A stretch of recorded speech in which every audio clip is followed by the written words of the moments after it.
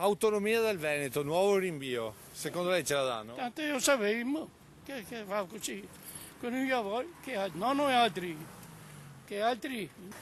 Vabbè, un rinvio a volte arriverà da qualche parte. Secondo lei è fiducioso, insomma? Sì, bisogna sempre avere fiducia. La solita fregatura. Secondo lei cosa deve fare adesso il Veneto?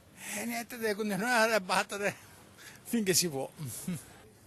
Come al solito, non cambia niente. Ma secondo lei ce la danno? Non credo. Perché? Io ho massi interessi sotto.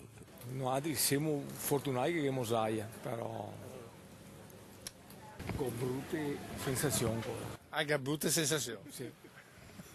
Penso che la stanno tirando troppo lunga, visto che era una cosa che dovevano fare già gli anni scorsi, e penso che sia giusto che ogni regione sia autonoma e che gestisca i propri soldi in base ai redditi e tutte quelle cose che vanno. Che è inutile avere tante regioni che non sono autonome e poi ci sono solo delle regioni che pagano per gli altri, quindi non ce la danno, non ce la danno. Perché?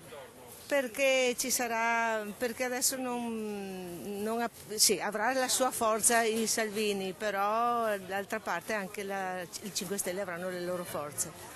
E quindi insomma tutto rinviato oppure proprio cancellato? Rinviato, secondo me. Insomma, però è tanto che dicono sì, autonomia, però Di Maio. Secondo lei Zaia a questo punto cosa deve fare? Deve battere il martello. Ma qualcosa ci daranno sicuramente. Non so se tutti gli articoli, però. Ma secondo lei alla fine ce la danno o no questa autonomia? Mi spero di sì, che Salvini abbia dei cocumeri grossi.